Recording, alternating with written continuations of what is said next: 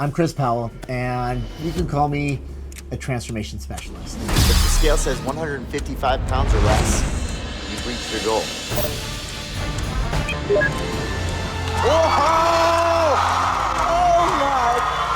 And through some crazy ups and downs in life, I found myself with the opportunity transforming lives around the globe on my hit show, ABC's Extreme Weight Loss.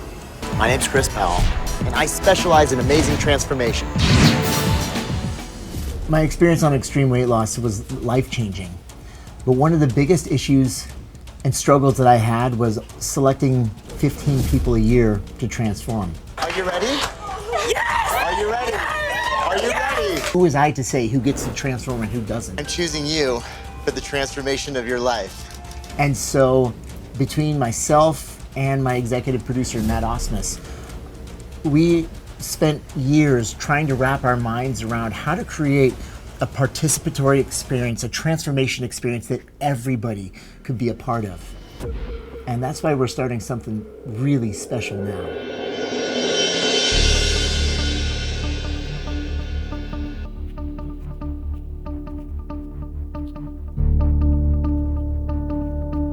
Bienvenidos a El Salvador.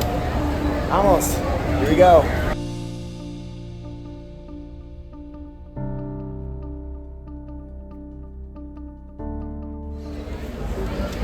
Really hot. We're in El Salvador. First of all, it is humid and my hair is frizzy. So women can relate. What an incredible journey to be here, and yet it's anytime you get yourself out of your comfort zone and away from home, you get to think about other ideas and really dream. I mean, we're here at a wellness resort dreaming about how we can help the masses. We've got 3 days of meetings ahead of us. Really excited to put everything together. We're going to build something really special with Thrive Lab. Over the last 10 years, my mission has never changed. And then just under a year ago, I was introduced to another gentleman named Joshua. And within minutes, we clicked. I'd been seeing his show for years and was a massive fan. And we had sat down to breakfast, and I was telling him about our mission to change 1 million lives, and he said, "Excuse me, what did you just say?" Now, I don't know if you guys know this about me, but back in 2008, I went through some really tough times. I was addicted to painkillers, living out of my car. And I made a promise to myself when I was 1 month sober that I was going to somehow, over the course of my life, positively impact 1 million lives. So much so that I tattooed it down my side. He pulled up his shirt and he had a tattoo for symbolizing 1 million lives down the side of his chest. I said, "Bro, did we just become best friends?" I was so inspired. I said, "Yeah, I want to get that tattoo too." Let's do it, brother. Change 1 million lives together.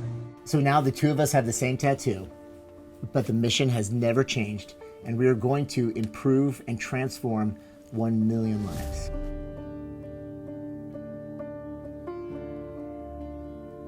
Now, the interesting thing about Josh is he runs and operates resorts, different exotic and luxury resorts around the world. And his mission, creating Thrive Lab, actually came from his personal experience recovering from an injury.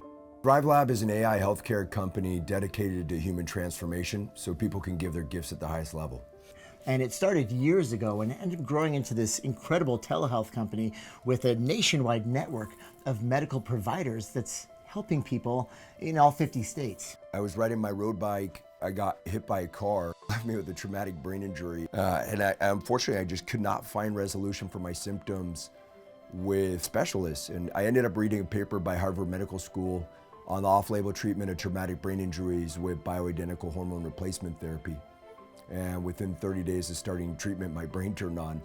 And so when we started digging into it, we realized that there was a better opportunity. One point of differentiation is a collaborative care team approach, and I think we really lean into that. Like if you look at HIMSS or most of these companies, they're kind of glorified drug mills, Right. And so the difference I think is of having, it's like, here's your provider for the healthcare portion, here's your dietitian, here's your fitness coach, here's your community. It seems like it really leans into the structure on our side and the way the structure on your guys' side is set up. Yeah. When we had started Thrive Lab, we didn't want to be a drug mill. it was important for us to have a collaborative care team approach. So we had providers as far as on the healthcare side of it, but we were always missing this piece that connected it with community and with the fitness part of it. And that's where it all came together. You know, Chris, they have that. And right now, as far as the AI engine goes, when does it start working? Does it start working as soon as I hit get started? Now, everybody on the team has got a different role. Rachel, for example, she didn't just have an incredible transformation on the show, but she transformed after the show. She gained 200 pounds back. She struggled with alcohol. She got sober. Good job, Rachel. And then she got a hold of her life, took control, and she lost the weight again. And now she's in the best shape of her life. I used to say, I hate the gym. I don't like, but sometimes you don't even know what you don't know yet because you haven't found your niche. And now she can step forward and she's running the community. Because sometimes it's like, okay, we're just gonna get you walking. Or then you realize like, oh, maybe your thing is gardening or cycling or swimming. Like everyone thinks you gotta go buy a gym membership and sweat it out on a treadmill. You don't. And then Josh, he's the CEO of Thrive Lab, and they have the infrastructure to finally execute what we've dreamed about doing for over 10 years. We have insurance contracts with all the major payers.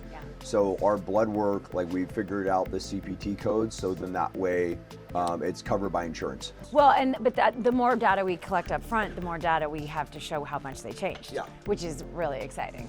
And then Matt, the master storyteller. He's not just behind a camera, but he's gonna be telling stories. And not just any stories, but your story. That fitness self-assessment thing seems to me like a prime time to shoot yourself, right? Because that's your start. So if we're going to try to capture a transformation from beginning to end, we want to have that starting point, right? But here's the thing. To change 1 million lives, that's a huge undertaking. And this is day one. And we're just trying to figure out how the hell are we gonna do this? My only concern about asking for videos during self-assessments, if they're like, oh, I'm not ready for this, like my hair, my makeup's not done or anything else. Even the one like, don't Yeah. worry about your hair and makeup. Yeah. Like just try to, because, and I can tell You're you gonna how many look so times do I much tell better at people, the end. take Yeah. the before photos. Even now, when I was truly 365, I have one head to toe photo of me because I avoided the camera. And you actually want to people be, to see. but then you want to go back and go, oh my Yeah. God. It is crazy how the mind has a really hard time catching up with what the body's done. I am hardwired for, step-by-step logistics. Chris is very much he thinks big concepts and I think step-by-step, how are we gonna get it done? There's a lot of steps that have to be taken to get us where we wanna go. I know right now, immediately you say nutrition and everyone goes, here we go, chicken and rice and broccoli, right? And so in order to get them excited, I actually just created a questionnaire that then we can pass on to the providers so the dietitian sees that, oh, crunchy and salty foods, she eats late at night, pizza, burgers, and ice cream are her favorite thing. And then from the output of there, it's going to spit it out to the dietitian that says, this is who Sally is, this is her eating habits, this is what makes her move. And the dietitian goes, great, check it out. I see that you love ice cream. We have a menu of ice creams. Here's 20 different ice cream recipes for you. And then, by the way, and here's 3 different pizza recipes. And Sally goes, holy shit. The thing I think about setting 10 times goals is they bring a tremendous amount of clarity, because then you have to start eliminating everything else. This isn't, starving yourself. Right. It's actually the same foods you love, but just healthy. Yeah. But they taste great. Yeah. You're just like, we cracked the code. Yeah. So It's like, congrats. You high get it. protein comfort foods. By the way, you wanted GLP-1 medication. This is going to give you the protein that you need. Yeah. As a weight loss expert, when I first heard about these GLP-1 drugs years ago, of course I was skeptical. But it's not like they're brand new. And ultimately, after years of research and development of these powerful GLP-1 tools, the positives seem to far outweigh the negatives if it is supported by a lifestyle and wellness and nutrition and training. Multiple studies of traditional weight loss methods like diet and exercise show 20 to 30% of total weight loss is typically lean mass. But in a study of people that took semaglutides for 15 months, the loss of lean mass accounted for up to 40% of total weight loss. The individuals who utilize these tools, these medications, just to lose the weight with zero resistance training, they're not hitting their protein targets, they're not hitting their calorie targets. Well, guess what? 4 of every 10 pounds lost is going to come from muscle. But that's why we're going to do things differently. This is why I've teamed up with Thrive Lab, because now we can combine the medicine with medical support. I think I need to take your HRT assessment. Side note, on a personal life. I think It's time. I just turned 47. It's a game changer. The prospect of changing 1 million lives does not seem overwhelming. It seems really exciting. It seems like, let's do it. Why 1 million? Like, why are we gonna stop at 1 million? Let's do 10. Especially with technology these days and the ability to reach so many people. And how fulfilling would that be? I mean, not to get too personal and emotional, and I might, but like, I never had kids, and I often wonder, like, what's my legacy gonna be on this earth? And I hope it is helping others. I hope that, because I maybe didn't have kids myself, I'm gonna have maybe 1 million, maybe just 1 or 2 people that say, like, she changed my life.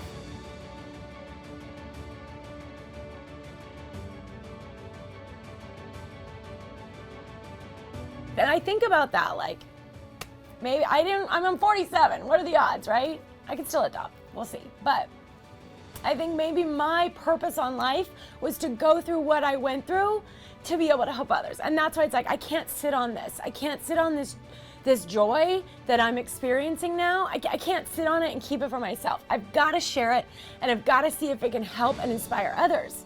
Like, why would I sit on this? I got to help others, and I hopefully will leave the world a better place.